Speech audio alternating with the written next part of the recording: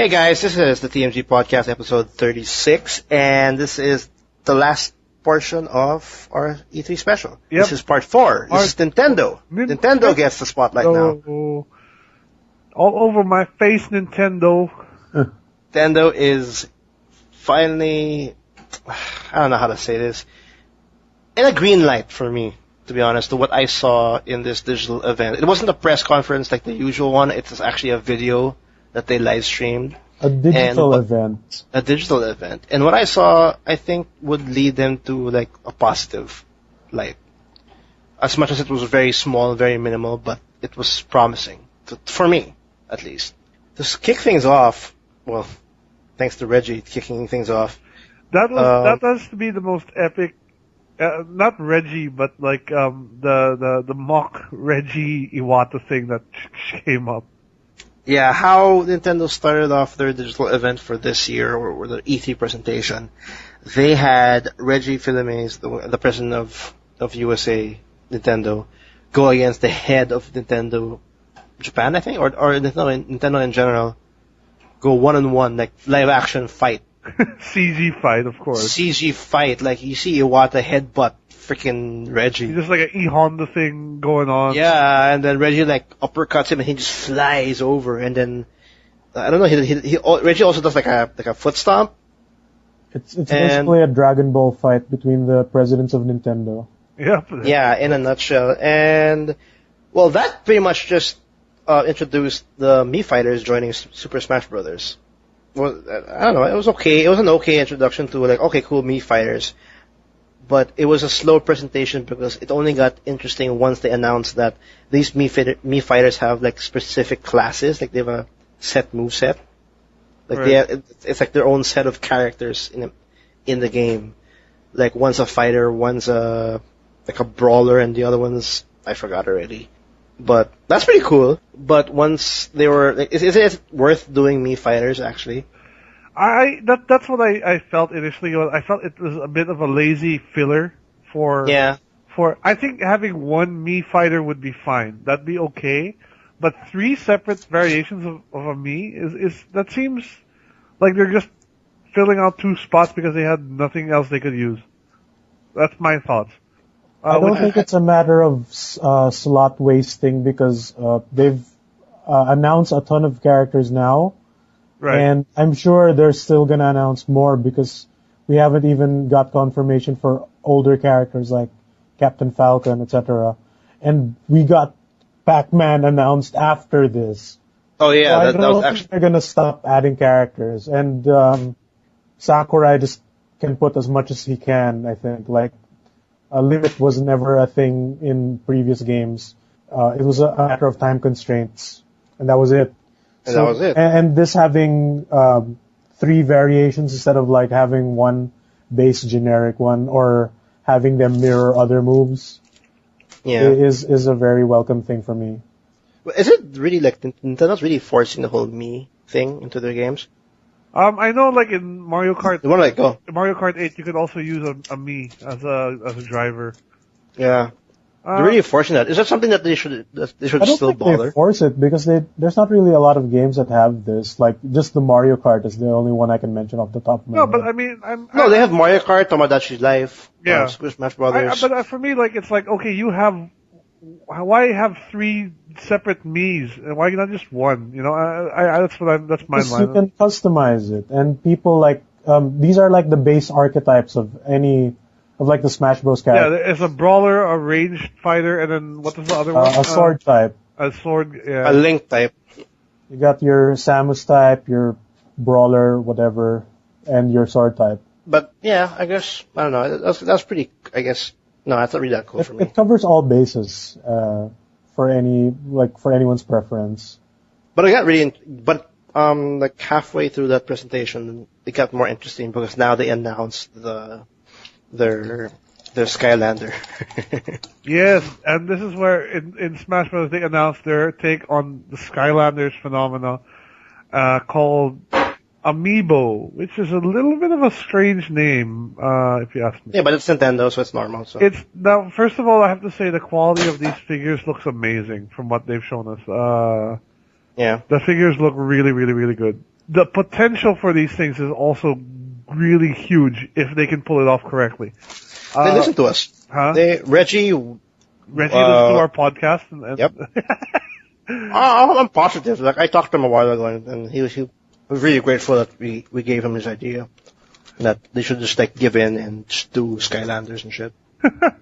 I guess. But the thing is like, yeah. So these amiibos will be compatible across different games. So the first game that will be using them, it will be Smash Brothers, but there will be others that will use them in the future. Mm-hmm. One of which mentioned was Mario Kart 8. And will Mario Kart 8 use them also? Or Yeah, that's why they showed that Luigi Deaths there. Yeah, okay. Mario that's Mario right. Kart 8, and a couple of other games that we'll talk about in a bit. The other thing also is the amiibos will have individual stats like recorded onto them, so Yeah.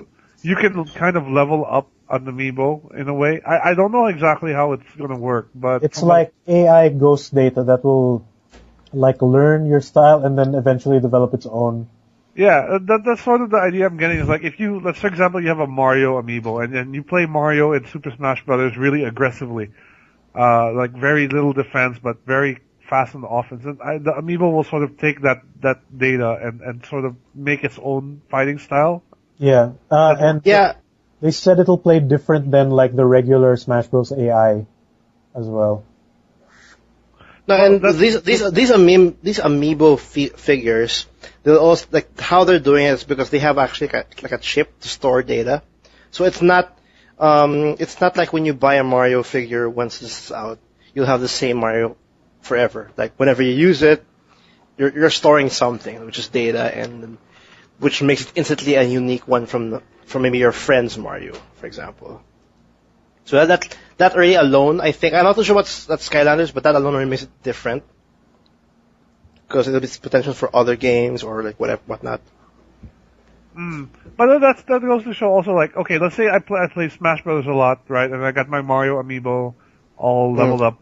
And then I bring the amiibo for Mario Kart. Like, will my gameplay in Smash Brothers affect anything in Mario Kart? I don't think that'll work. Like, I think it'll have its own thing depending on the game.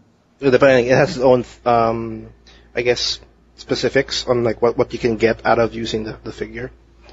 Maybe like if it's Mario Kart, I'm guessing that if you plop in your Mario, your costumes that you will use when you customize your Mario is like instantly loaded or something like that.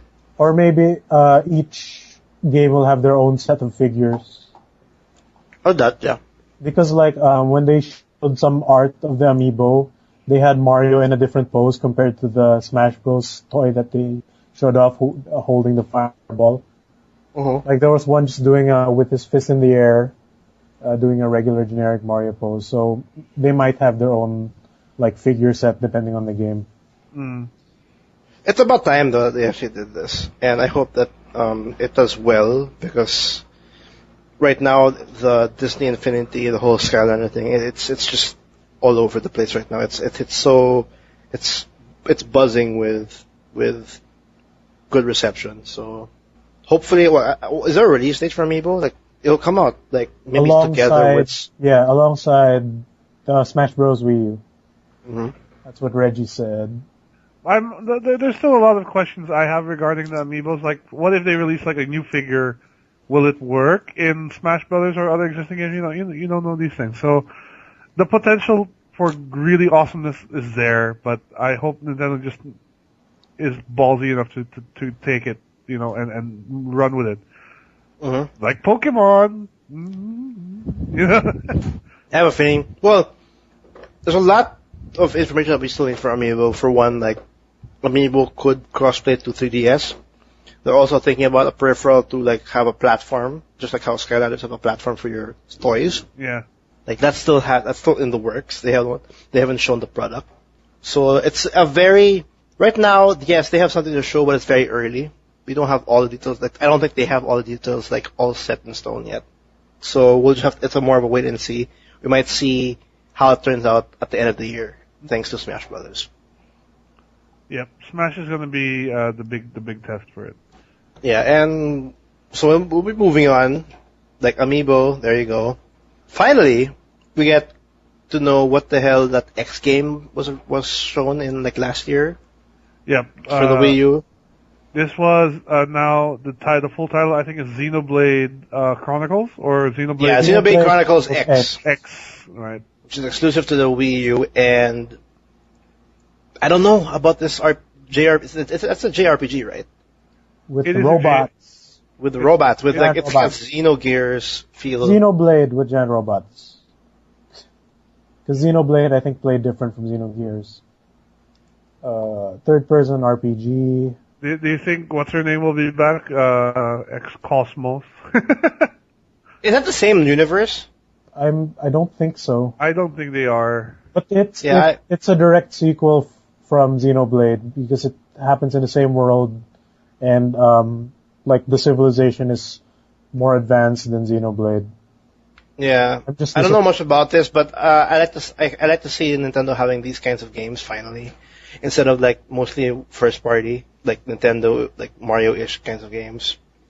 So it's good to finally see something like this. It's all cutscenes though. I just wish it had a better title because like Xenoblade Chronicles X, I don't know, it doesn't even sound like a sequel. It sounds like a side story. Yeah, it's a weird name. And they left it without a name for a year, right? It was just called X for 1 year. And last year actually was actual gameplay. Now we got a cutscene. Now we got cutscenes. It's a backwards thing, man. We're going it's a backwards thing, yeah. But I remember last year it looked impressive. Now, I don't know. It looks the same. It's anime-ish cutscenes. Yeah. All game rendered though, so that's something.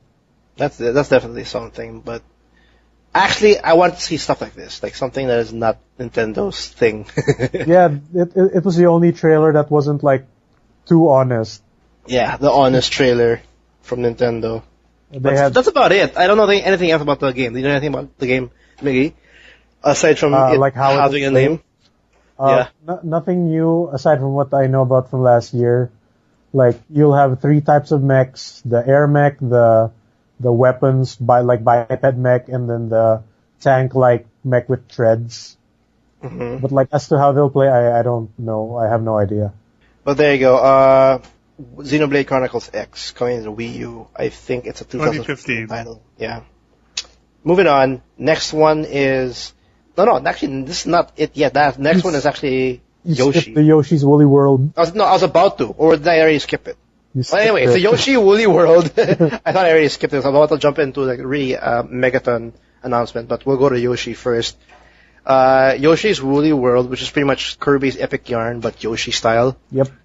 It looks pretty cool. It has a better art style than Little Big Planet. Like, it melds better together. Kinda does, and I don't know, it looks really, like, it makes me smile. It looks so cute. Even that theme they had in the background was pretty cute. Yeah, I mean, I don't know, I liked it. It's very charming. A lot of kids will have a treat out of this, and it looks amazing. It just looks really nice. It looks like yarn. It actually looks like yarn. Yeah, real life yarn. And, well, I don't know, the developers said that they want super realistic, and I think they got it. But, I don't know, it's just weird how Nintendo presented this, just like how they're presenting the other ones. This game didn't need a developer diary. It didn't. Because they didn't really talk about anything new. They just talked about them playing with yarn. It's like, oh, you can do this thing that you could do in old Yoshi games, but with yarn. Yeah, with yarn. Like he has that little floaty jump, but instead of him flailing his feet around, it becomes like a helicopter blade made of yarn. Yeah. That's it. And they talked about that. But it looks good though. It really looks like a good. It just went on too long. It went on too damn long, especially for this event that was actually, I think it was like 45 minutes. Yep. When I saw this, like, okay, Yoshi Woolly World looks amazing, but I think you should move along already. Yeah, you said that they're talking to us like we're idiots and we don't know a thing about video games. Yeah, that's what it sounded like. That's Nintendo's flaw, though. They always talk to you like you're a moron. Even their games will treat you like an idiot. Like, their tutorials are so basic in the sense that, like, it's just basic stuff. Like, oh, do you want to learn how to jump? Then push... Press A now. That's how you jump. That's how the tutorials are. Exactly. And, well, another thing about this Yoshi Woolly World, it's a co-op game. they also announced that you can have like the red Yoshi to join, so you can play this game with a friend, and you can dick around with each other by eating your other player and spit him out. yeah. But Kirby Epic Yarn also had co-op, so this isn't a surprise. It's a surprise, but it's confirmed that you can play with a friend now, and I like it. It's a good addition. I think it's a 2015 title, and it's a Yoshi game without a baby Mario that you have to babysit. Yeah, wasn't there also a 3DS remake of that game or a new one? A sequel to like Yoshi's Island was on the 3DS, which didn't look nearly as good. It didn't do so well, they say, but yeah. Yoshi's Woolly World. Next up, am I in the right order now? Next up is I don't think I'm in the right order. It's fine. Should I go now with the big one? You can go with the big one, or what other smaller ones that you wanted. I'll go with the big one already because I'm pretty excited about this already. Zelda. Yes, the long-awaited Zelda Wii U has been revealed, and it looks amazing. Yeah, it had a developer diary, but short it's okay. It's a really short one, but I think it was kind of okay because they're trying to explain that the style of the new Zelda, because they explain like the Wind Waker style, and it looks like a good mesh of that. No, like they mentioned that the original Legend of Zelda was like very open world, where you can go to any area of the map at the beginning. Yeah. Well, they tried that with Wind Waker, like you could sail anywhere once you get the ability to. You're limited by the method of transport, which is sailing on water, and like they wanted to have a Zelda where you could run around freely and explore a vast world, which like the previous games didn't really have that.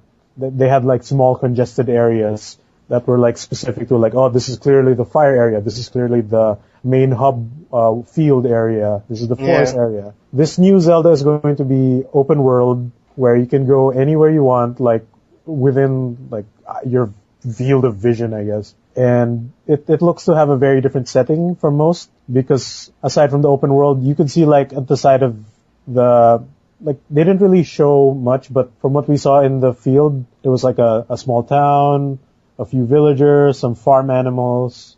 Yeah. And off in the distance, you could see a volcano. And Eiji Aonuma, who I'm not sure if he's directing this, he said that you can go to any of those areas. Like, maybe not anytime, but you could try to go there if you want. So it's coming out as the first ever 3D open world. True open world. True. Yeah, first true open world. Like I guess something similar to Skyrim, but I'm sure it's not as big, but something similar where you can, if you see a mountain, you can get there, you can just walk there and explore it. That's actually a good take to bring the Zelda franchise, to make it a bit more unique for the Wii U. And I don't know, when the dev diary was done, so we saw gameplay footage already, like more like a cutscene actually. No, it's the first part was gameplay, but when that spider laser thing came out, apparently the whole thing was in engine. Mm-hmm. So even though it was cinematic, like a cutscene, it was all in-game engine. So hopefully it'll look that good once it comes out. It was very impressive. Like all the blades of grass were moving. Dude, when the shadows from the clouds, when the beam started showing up, I'm like, whoa, what's going on? This is Zelda, really? And then like, oh my god, it was so amazing. And then it's turning into science fantasy. Yeah, I'm excited because they definitely want Zelda to come out in a different light. Like they want to really bring something new in this franchise, and it's starting to look like it's coming out well so far. Like they're on the right track to do that. It was like off in the distance, the monster shows up. What we presume is Link starts running away with his horse, and then the monster stops him in the tracks, and he starts shooting arrows at it. Yeah, he tries to start shooting arrows at it. It's not. Is it Link? I think it's Link. Some say it's Link. Some say it's a different character. Some say it's a girl Link. Yeah, some dev I remember saying, like, we didn't directly say it's Link. So who said it's Link? We're not saying it's Link. I think it's girl Link. Do you think Link will become a girl now? Maybe. Who knows? Yeah. If it looks that good, I'm not gonna mind. But whoever's like, I'm excited for a Wii U Zelda.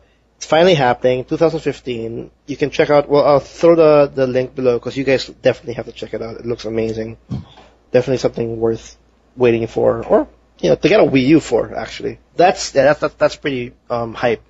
After that, we also have... before that, go ahead. You skipped over the game that you were particularly excited about. Captain Toad Oh crap! I'm in a horrible order right now. Okay. Yeah. So Captain Toad, which is another Wii U title, It looks like a puzzle platformer. Yeah, it's a puzzle platformer, with Toad. 3D puzzle platformer. But this is the first game Toad is getting, like, where it's his game. Like, Yoshi's got a game. Freaking Princess Peach has a game. I think yes. I think it's the first time. Well, yeah. Captain Toad especially. Yoshi's Captain Toad, yeah, his solo game. And it looks very charming. It looks something I want to play with, like, maybe my nephew. It seems challenging enough. And it changes around from like side scroll to like it's like a isometric. Isometric. Like the stages they look like toy houses because of their very small structure. Yeah. Which makes me think that this might be a downloadable title. I hope it's a full length title, like you like a retail title, because this looks like it's a platform. It looks like a platform that changes from isometric to side-scrolling to 3D plane. Like they're changing it up, and at the same time, it's visually charming, just like what we expect out of Nintendo. So I hope I see more of this. It's coming out this year too. I should mention at this point, like we actually did not see any new Mario stuff at all.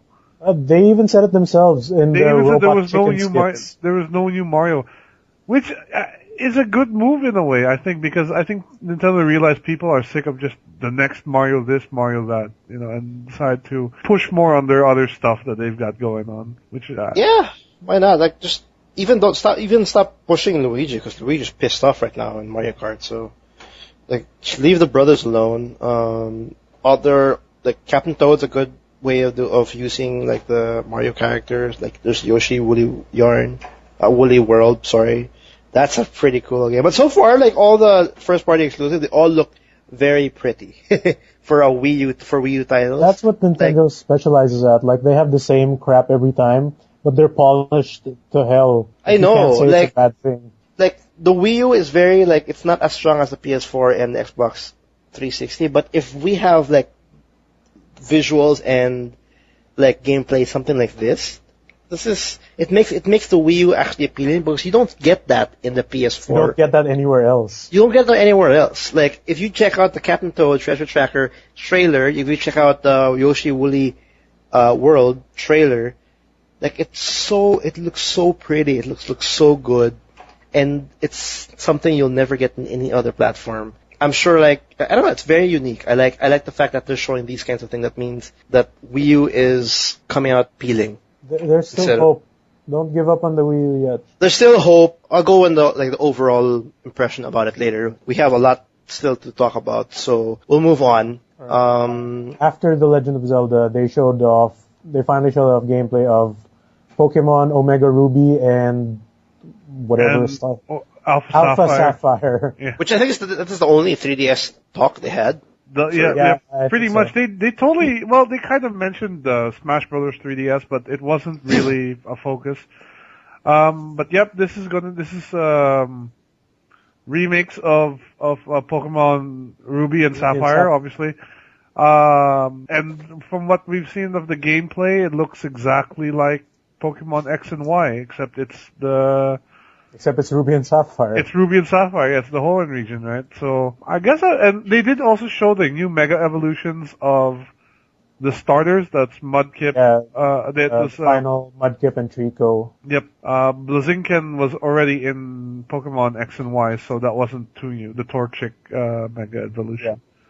Yeah. A lot of people say that Ruby and Sapphire is the best gen of Pokemon, so I guess this will bring excitement for those, because like it's cool, but it's not my favorite. I'm still like really behind in Pokemon right now.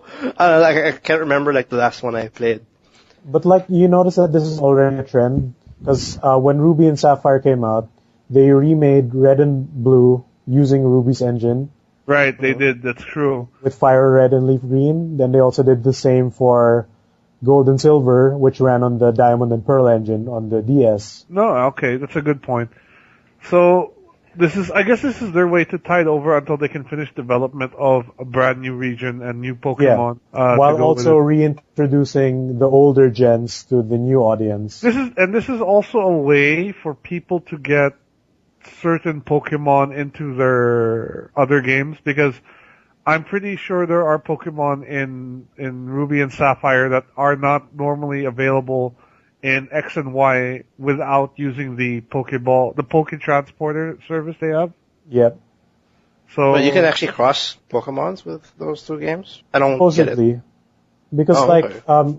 The games have all the Pokemon data, but, you can't really capture all of them. You have to trade, or you have to transport them from a previous game. Or some of them are prize items, like a timed prize item. Yep. Oh, okay.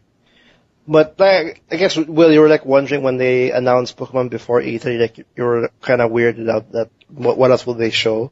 I guess they just showed it again. They just showed it again. with more gameplay, of course. You actually see, I guess, did we see a Mega Evolution in this one? Yeah, they showed off the Megas of the starter Pokemon. Yeah, so we saw something. But yeah, more Pokemon, yay. Will it come out as a yearly thing? Are you gonna use every content they have for remastering it and whatnot? I don't think so, because what else will they go do after this? And they usually do this with what I said, every new Pokemon engine type. Okay. That's when they do the remakes. Yeah. But Pokemon Omega Ruby and Alpha such weird names. Alpha Sapphire. So long.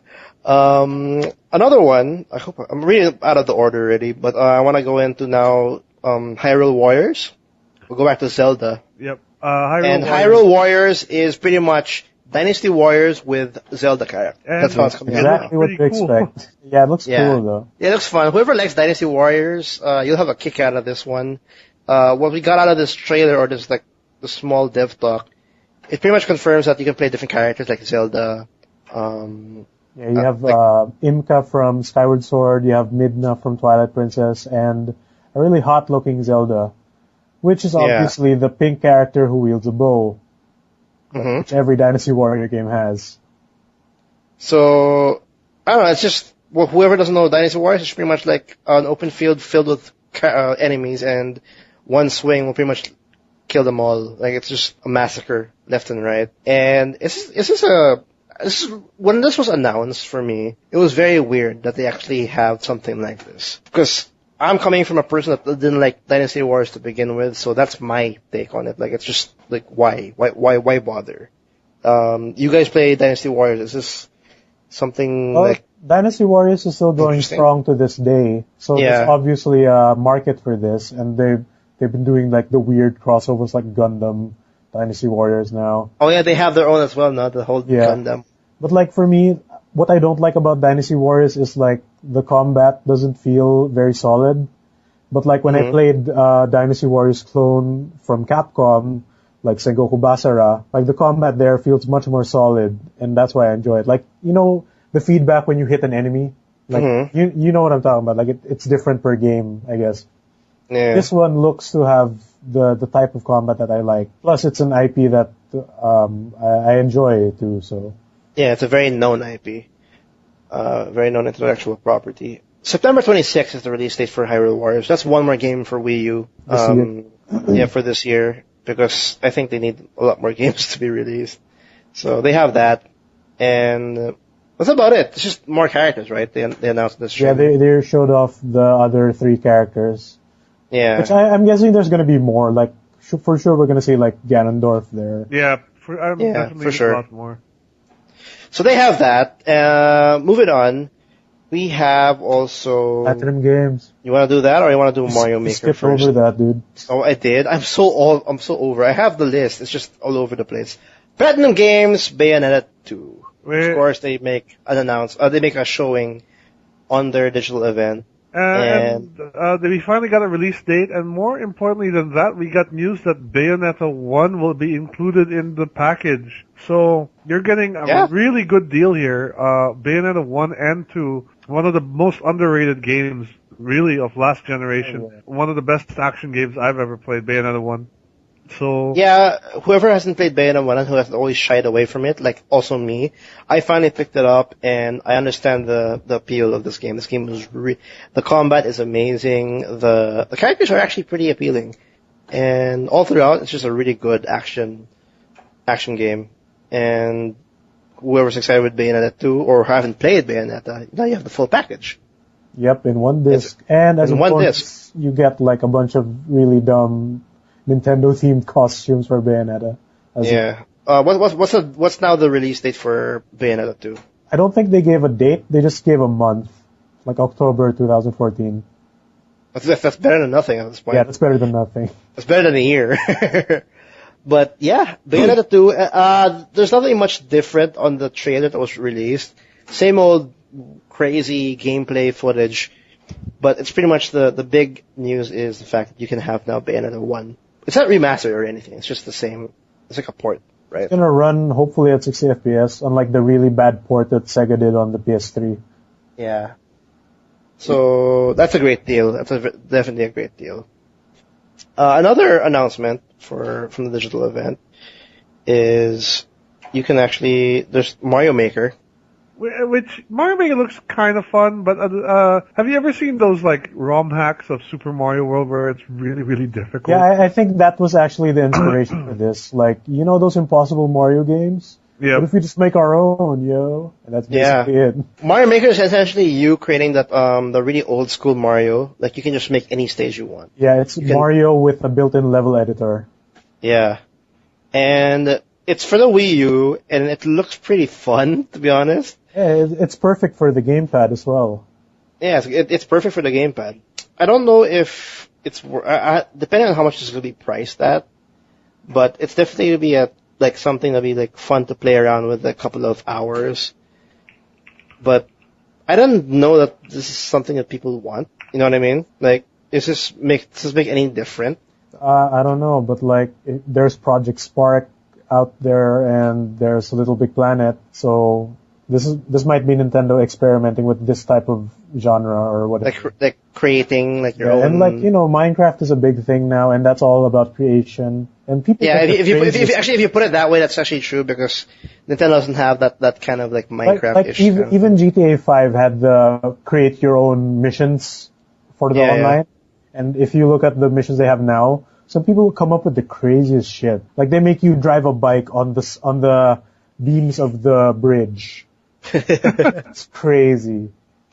Now, in Mario Maker, it's not just the old school Super Mario Bros. It's also the Super Mario Bros. U. Yep. Yeah, so like, there's like a flip switch. That's awesome. Yeah. You can reskin it either way. Although I don't think it'll make much of a difference.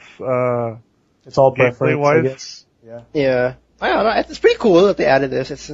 I just depends like how much it will cost to like to get an editor. So that's coming for the Wii U. You can think of this as the successor to Mario Paint for the Super Nintendo. Not really. Mario Paint. No, but like if you look at how they played the title of the game, it's very similar to the style of Mario Paint. All right, moving on. I hope I'm right, but we have it's a new IP for Nintendo, and it's called Splatoon. Which weird, this game kind of was so weird. It was a little bit weird when they first showed it, but the more that I watched the presentation, the more I kind of got it, and it looks fun, I have to say. Yeah, I like it. It's just that it doesn't look like a Japanese game to me. Like it looks like a new IP you'd get from like maybe Ubisoft or something. Yeah, I don't know. I like the fact that it was a new IP for Wii U, like completely out of the box. It's just, I don't know, it's weird. Squid and ink. I mean, like just the thought of who made this. We should explain how it works because it's yeah. We haven't really done it. Okay. It's a third-person team-based shooter where you shoot out ink, and you can by spreading your ink, you can turn into a squid and basically swim through the ink. Yeah, and I think the purpose of the game is actually to cover the map with your team's color. As you can. Well, with your team's color, as much as you can. Because I think it's a means of travel aside from offense. So like, if you go on your ink, you swim fast, but if you step on your opponent's ink, you're walking really slow because you stick to their ink. So aside from like just killing your opponents, it's advantageous to cover the stage with your color because you can not only can you swim through the floor, you can also like scale up walls and reach up the ceiling. You can kill your enemies, right? Yeah, because you can. You saw the sniper class at the end, right? Actually, this is actually a very demanding title if you think about it, because that's a lot of particles just flying everywhere. Like Hopefully if you see it runs as smooth as it does on the. Yeah, I hope that's my concern. Like in FPS and all that, because that's a lot of processing power required to make this game like smooth. Like everybody's shooting ink everywhere now, and the place is being affected by the ink and all that. It's weird, but I guess it's something that Nintendo needs. Like just something out of the box, Something new.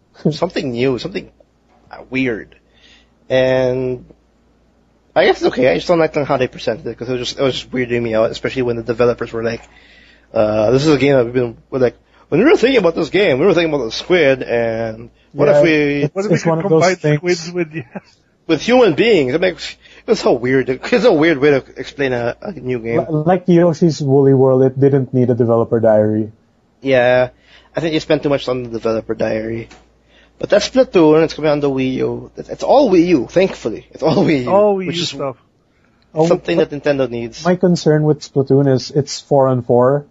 So how is that going to work with like their online infrastructure? Like, is the Wii even capable of like such a thing? I don't have a Wii U. I don't know. I'll let you know when I buy it for Bayonetta 2. Which doesn't have multiplayer. No, but I'll eventually get multiplayer. Okay, I have the console naman already, diba? But yeah, I think that's it. How they ended, they have, yeah. Mention, a new Kirby game was also revealed. Like it had yes. trailer. I'm so sorry. Yes, a new Kirby game. A sequel to the DS release of Kirby's Canvas Curse. It's Kirby and the Rainbow Curse. Yeah, you essentially draw a line under Kirby, which helps him traverse the stage. And I really liked it on the DS, so I'm happy that it's getting a sequel. Yeah, it's for the Wii U. You know, it looks really nice. It's a platforming game. Another platforming game. It's a reason to use your gamepad. It's a reason to use the gamepad, but this is also translate to the TV, right? I guess, like visually. Yeah, because if you guys notice now, like all the new titles for the Wii U, they're all platformers. Captain Toad, Kirby and the Rainbow Curse. What else do we have here? Yoshi, Woolly. They're all platformers that could translate perfectly on the gamepad. Yeah. You know what I mean? Like these are games that I'm sure would look amazing on TV, but if you transfer it, would make more sense on the gamepad, which is actually what they're going for. That's what it looks like. Like Captain Toad, I'm sure would look nice on the gamepad if you had to like not play with it on TV. And Captain Toad has like some other integration with the gamepad aside from that. Like when he was on the minecart, they showed that he put the gamepad up and was aiming through the gamepad, and he was shooting like the Venus flytrap things. Yeah. That's another platformer for the Wii U, and I think this is also announced for 2015.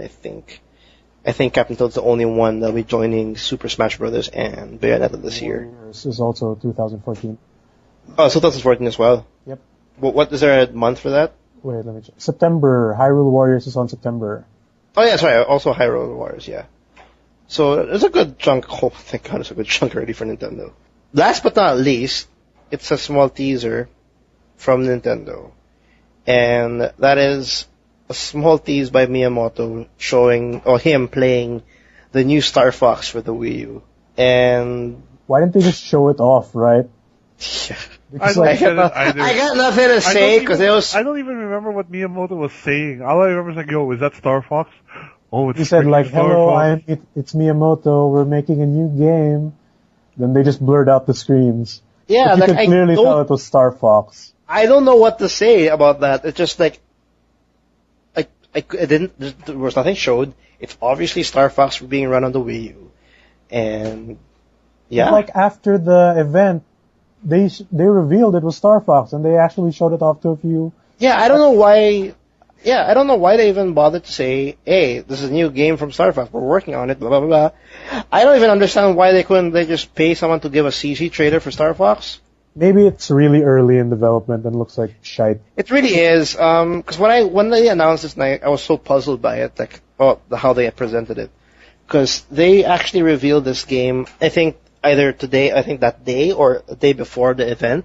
Because some journalists said they actually played the new Star Fox. And what they said was it looked okay, but it was so bare bone. Like it looked like they had a small little stadium where the ships can fly. That's probably why then they didn't want to reveal too much. Yeah, it looks so bare bone. Like it's actually not something you'd actually want to show the public.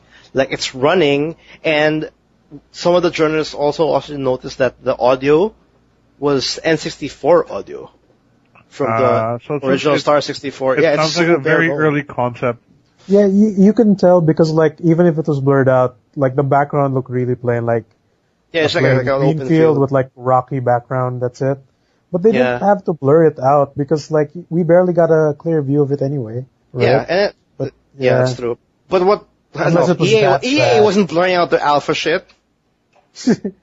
EA was like they fine. They showed alpha shit. That's all they did. They showed. No, but what I remember with that article, they were saying that even though it was bare boned, the core fundamentals of it was there. Meaning like all the enemies were still going crazy, and then we still had to properly shoot them. And it was kind of like a little bit tough. The plane movement is somewhat literally similar to Star Fox 64.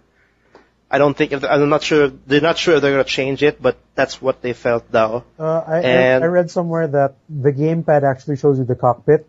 Yeah, that's where where they integrate the gamepad. Yeah, but the TV view will look like older Star Fox games where you see the ship flying around like the corners of the screen.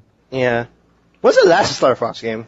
The N64, I think. No, there was DS. No DS, pa. There was one on the DS, and then they released Star Fox 64 on the 3DS. And they also had a Star Fox, I think, like the really weird one, like the platformer one on GameCube. Oh yeah, the RPG one. Yeah, so was it an RPG or a Zelda-ish kind of game? It was a completely different game that they just turned into Star Fox. Oh, okay. It was called Dinosaur Island or something. Oh yeah, Fox McCloud fighting dinosaurs. Dinosaur Island with a stick. Yeah. So that's how they ended the Nintendo Digital event. A very obscure way of announcing Star Fox. But the series of announcements didn't stop there. It was a very short presentation. After that presentation was aired, all the news was start pouring in about other games from Nintendo. Like they announced Mario Party 10 discreetly. It's coming now on the Wii U. They announced I think they also mentioned that Smash Bros. 3DS will also be now on October rather than I forgot which date. So it was kind of pushed back. They also announced Mario versus Donkey Kong. They also announced Professor Layton versus Phoenix Wright, which is coming out on August 29. So like it's really weird that they announce all these things like discreetly instead of putting it on. And that presentation was so boring. Like I mean, it was not even fun to watch at all. They showed no gameplay. It was just a bunch of nobodies chatting about it. You know? And I forgot. Sorry, I actually forgot. Super Smash Bros. Of course, made a showing, which is like an announcement of a new character. I totally forgot about that. They basically confirmed Palutena, who got leaked a few months ago. And Dark Pit also, right? I think Dark Pit is just going to be a color palette because that's what he was in Brawl. Maybe, or like a. But who knows? Who knows? Yeah, who knows? If you press select on the Super Smash Brothers, it might become Dark Pit. He'll have red eyes and a different voice. Yeah, so they announced that on the event, but again, more discreet announcements. Like for example, they announced Pac-Man. Like what they revealed Pac-Man after the event. Like, Pac-Man is coming. I mean, for Super Smash Brothers, by the way. It's just weird how Nintendo did this. Like they could have shown off so many games if they removed the developer diaries. Yeah, they had I don't understand. Maybe Splatoon, I guess. The others didn't deserve developer diary. Yeah, Splatoon made more sense. I just hope they just changed what they were saying in the diary. Like it was really weird. When they were casually talking to each other. Yeah, it was just too. I don't know, just too much maybe. But yeah, Yoshi's Woolly World, just seeing the gameplay in action was just good enough or appealing enough. Yeah, because we get it, right? It's a platformer. Yeah, we get it. The platformer, and it looks really pretty, and Yarn starts. Even Hyrule Warriors, we know what that game will play like. We just it's the basic of it's Dynasty Warriors with Zelda. Like, okay, that's pretty cool. Like it's a waste of space. Space and time, dude. Space and time. They could have put in like Mario vs. Donkey Kong. Or they could have made the digital event maybe just a few minutes longer. to squeeze in like Yeah. a sizzle reel of all these other games. They didn't even have did they have a montage? I don't think they had a montage. No, they did not have a montage. Yeah, so what do you guys think overall on Nintendo's highly anticipated event, because they kind of need something like this now? To, like, really I'm glad they're back, but like aside from like how short the digital event was, these developer diaries need to go, because what you need is just like them showing off trailers of the games, and we're fine with that. Yep, I Because, agree. like, sure, they're appealing to the casual market by telling them everything about their game, but who watches E3? People who know video games. Yeah, like people who adamantly check like news articles and like really stay updated. Those are mostly who watch E3, and we don't need to be spoon fed that much. To be honest, like it's okay if they have a dev diary, but don't put it in the presentation. You put it afterwards. Like that's what you release after. Like if they want to know more about it, then watch this video. And then there you go. At least have a dev diary that actually tells them like new features that nobody knows about. Like the Zelda open world one. That was the only good one. Everything else was unnecessary. And Splatoon. Yeah, Splatoon was fine, but they could have shortened that like a great deal too. Yeah. And again, it's a digital event. It's like more of a video, but we didn't see much of like actual gameplay. It was all mostly trailers. Like aside from Smash Bros, which is just all gameplay. Yeah, it's all gameplay. It's all Reggie and Smash Brothers. But yeah, it's with Nintendo. It was good. It was okay. I'm not too sure if it was enough, because I think it really felt like they're banking on Super Smash Brothers for this year. So I don't know if that could be enough. I think it's going to be a harsh time for Wii U for this year. But next year, though, looks nice. It looks kind of interesting for me. It looks awesome to be a Nintendo fan right now, actually. Yeah. And then hopefully this Amiibo thing would actually kick off really well. Speaking of Amiibo, the confirmed titles that would actually be compatible with Amiibo would be Mario Kart 8, Mario Party 10. I think Mario vs. Donkey Kong. I have to double check on that. Super Smash Brothers, Captain Toad. Oh, Captain Toad! Wow. Yeah, and that's it so far. That's an announced one. So that's a good start. Didn't they mention Skylanders as well when they showed it off? Like I swear I heard them mention it, but like they mentioned that's the most we got. And I honestly, I think they could have maybe dished out a bit more. I was expecting maybe a new Metroid, because I think Zelda was a good showing. I think they needed one more. Star Fox would have done it, but they kind of blurred it out. So I think it would have been better if they had one more really big one, like a Metroid one. Well, if anything, or a F-Zero. Once this new Zelda comes out and it's done with, then the next Metroid game will be shown.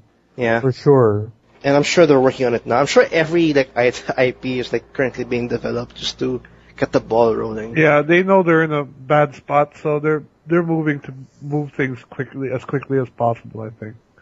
Do you think this is enough, though, for what they showed? Or do you think it's lacking? I think it's a good tiding. It's enough for the moment, but they need to keep the ball rolling. Like, Tokyo Game Show is still coming up, so hopefully they'll have more stuff to show there. Excuse me. And yeah, like what you said, Metroid, for example, is still missing. Maybe we'll want to see more of Star Fox, and actually, well, personally, I've always hoped that they would try to get some of their really old IPs back, like Excite Bike, and I don't know, things like that. That would be a next gen Excite Bike. be awesome, man. That would be pretty cool, actually. Yeah. But yeah, I think that's Nintendo in a nutshell. That's Nintendo in a nutshell. Yep. There was nothing. They after the digital event, they had this Nintendo Treehouse, which they had a really weird presenters. I want to mention it because it was just so weird. It really felt like they were in the wrong place. And then it looked like they didn't want to be there. Yeah, they didn't like to be there, and the girl was just so trying to be, I don't know, funny or polite, but she turned out to be a little bit more was boring. I mean, just more boring. Yeah. Sorry, but that's what it was. The Treehouse got better once they started showing off Smash Bros. Yeah, because that's when they started bringing in the hype people. Oh, speaking of Smash Brothers, just to let you know, also they also to remind people, if you are looking for Smash Brothers, there was actually a tournament during the E3, so there's a lot more gameplay footage of that now. They also have, if you're in the US, Super Smash Brothers terminals on Best Buy branches in the US only. If only we had here in the Philippines. But if whoever's in the US, Best Buy has some, like, you can play the game there, test it out. So they have that. As well as they also announced an adapter for the Wii U. So if you want to play Smash Brothers with the game in holiday, bring your GameCube controller. Yes, it's, how much does it cost? It doesn't cost as much. Maybe like 2,000 or something. I have no idea. I think it's maybe $20 or something. Oh yeah, no, there, it's actually 20, yeah, it's $20, yeah. It's actually very cheap. So there, that's actually Nintendo. That's it. That is it. That is it actually for all the press conference. Nintendo ended it with a bang, and I don't know, E3's over, E3 is done. Next week, episode 37, we're gonna be talking about stuff that are not press conference. And we'll give you our final thoughts on E3 as a whole. So stay tuned. Yeah, E3 as a whole. But before that, what do you guys think of, like, the press conference as a whole? Of Nintendo as a whole, I think they did a fantastic job. I think this was one of their best directs in a long time. It had just enough of that Nintendo wackiness, like with the Robot Chicken stuff and Reggie and Iwata fighting. It's not perfect. Like you said, they could have, like, toned down the developer diary stuff a lot. But I'm feeling that they did that mainly because they were just lacking content in general. Yeah. But everything they showed was something that I was interested in playing or trying out, you know, so. Yeah, I agree with you with that. Same. They didn't show me anything. It's like, oh, I don't care about that shit, you know. Everything I saw was like, hey, that looks pretty cool. Like, I want to try that out. Which is something Nintendo needs right now. Exactly. Yeah. Are you in the same boat, Migs? Yeah. I'm definitely in the same boat as well. I found it funny that all the things that Nintendo showed are Wii U exclusives. Yeah, there's actually a graph of like how the press conference turned out, and of course there was Sony, Microsoft, and Nintendo. The exclusive war. Yeah, the exclusives chart for those three companies. I think Microsoft was at 40% exclusive shown. And then 60% of course is like third party, and then Sony's around the same number. Nintendo was 100%. It was all exclusives. So, if you guys think about it, that's actually a good strategy. Like, literally everything that's in Nintendo is just strictly just Nintendo. It's like back in the old days. Yeah, it's nothing new, but it's 100%. It's like you literally can't find anywhere else. They're just showing it now that you don't really need high graphics. You just need a very nice execution of a game, of a plan. Because like Captain Toad, like Yoshi Woolly's World, like those look really next gen to me, to be honest. It looks really nice. It looks very pretty for a game. Yeah, the Wii U doesn't get enough credit in terms of the graphics department. Yeah, if you look at these trailers again for these games, they're all platformers. I think you will really appreciate the Wii U with that kind of on what they can do. Yes, it's the weakest next gen console, but just like in the Wii, it was also the weakest, but also still a fun console. So I'm still in the bandwagon of like rooting for the Wii U because it's just being too overshadowed. Yeah, I don't think it's necessarily the weakest console. Maybe technologically wise, it's just one of the more challenging ones to work with because of the tablet, right? So. It's a hard sell because of its name. It's a hard sell because of its concept, which is the gamepad only. And it's a hard sell because it's Nintendo's very exclusive heavy, meaning you don't get the usual third-party games that you would expect from a console. So it's very hard, and hopefully we see more games, like Nintendo dishing out all these exclusive games. And hopefully we see more third-party support. And hopefully they bounce back out of that. Because like, if you noticed in their digital event, there's nothing. Yeah, and before they released the Wii U, I remember them initially promising a lot of third-party support. Yeah, now it's just not a single talk about it. Like, apparently they lost it. We just got Batman, and that's it. Yeah, apparently they lost it. They couldn't, I guess they couldn't fulfill that kind of promise. So they didn't even bother trying, and they just went straight up, we have all these exclusives. What up? So, but yeah, that's Nintendo in a nutshell. Do you guys want to, we're now done with Nintendo. what was the most appealing press conference for you guys overall? Now we're just talking about in general now. I'd say my top three is from ranking them all. I'd say. I guess we're all in agreement that EA is in the bottom. EA is a definite bottom. bottom. I would say, wow, it's hard because, I mean, for me, I think Microsoft, Sony, and even Ubisoft were all really good conferences. I personally feel that Nintendo took the cake with this one, with what they showed. So I'd rank Nintendo top, and then the other three as like equal in the middle, and then EA just way, way, way at the bottom. Way. Like you can't even see it anymore. Nintendo's 1, Ubisoft, Microsoft, and Sony are 2, and EA is 5. Is that how it goes? I guess, yeah, I guess that would make sense.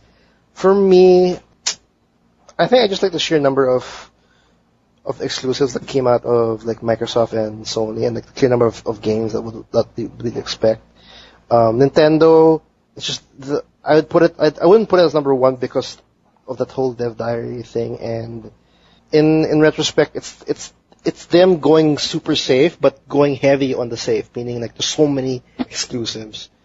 So, but it's a good thing. But I was more impressed with the fact that what I saw in Microsoft. So I have to put Microsoft on top, and then Sony in the second, and then Nintendo in the third, with Ubisoft next, and you know what's in the bottom.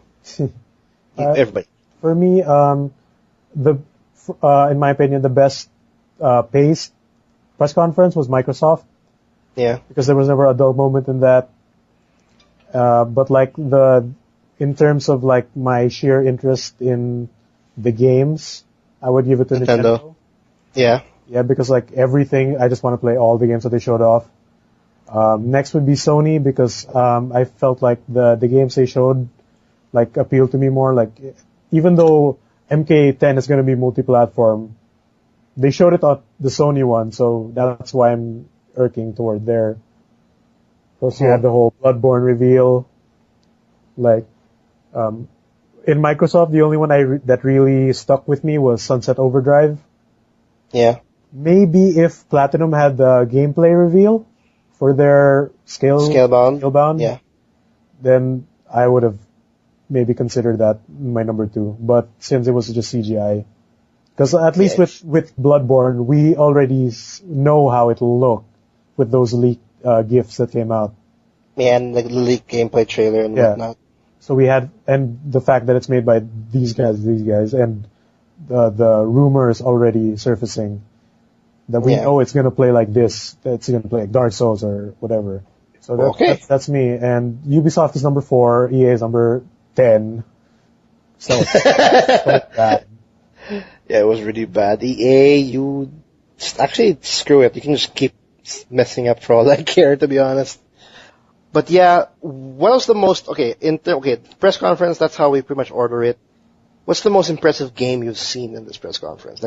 Like overall, like your number 1 game. That like the most wow factor for your winner for E3 that just pretty much made you like, wow, that's something I want to play like big time. Like Mortal Kombat for me. Yeah, that's mine as well. MK10. Okay. MK10, The Witcher 3, and so number like just the tops off everything.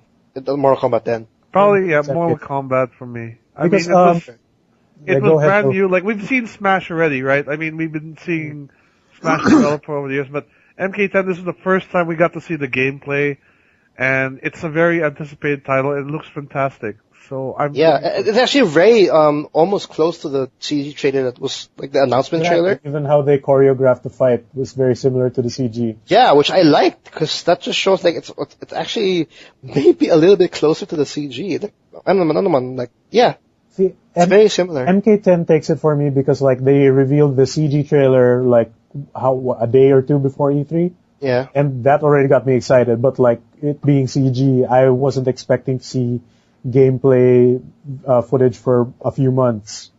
Then Sony comes out with like, the businessman, as bad as he was, he came out like, first exclusive gameplay footage of Mortal Kombat X, and I just shat myself with excitement.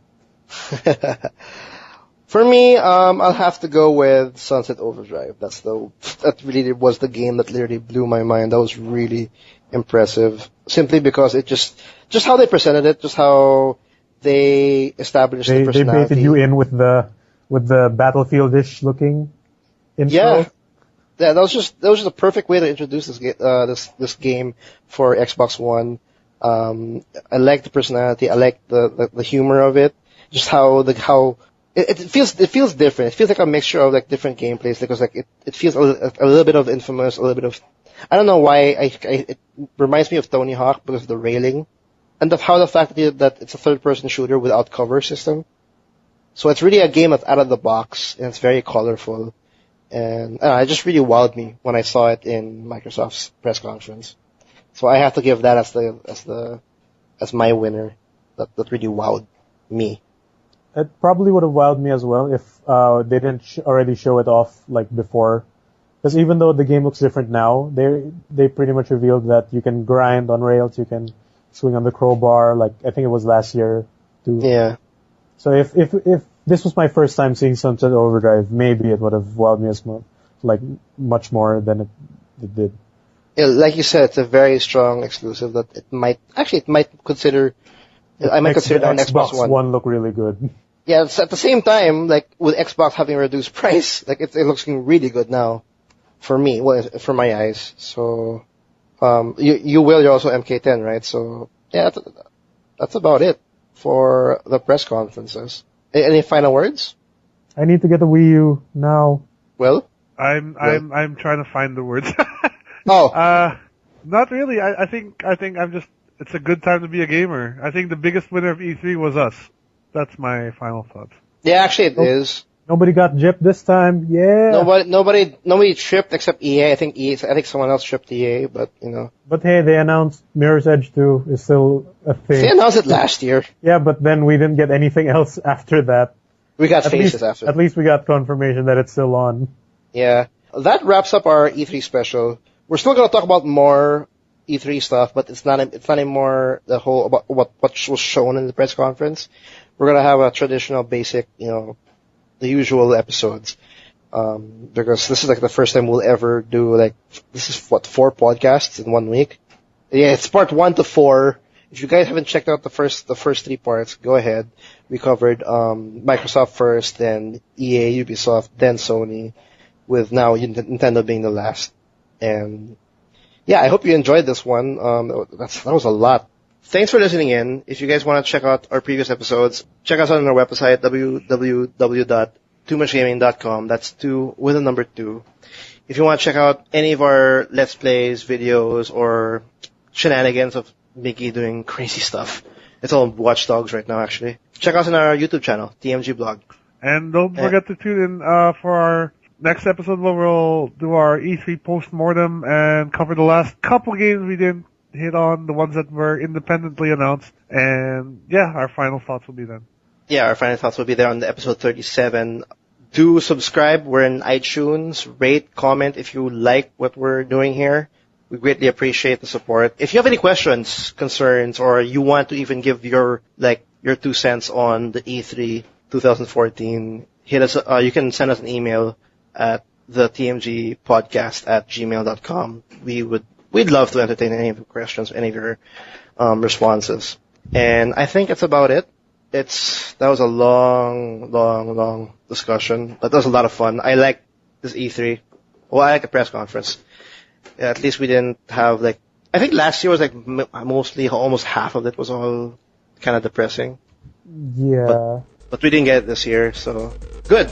Anyway, thanks for watching, and we'll see you guys next week. Bye. See you guys. See ya.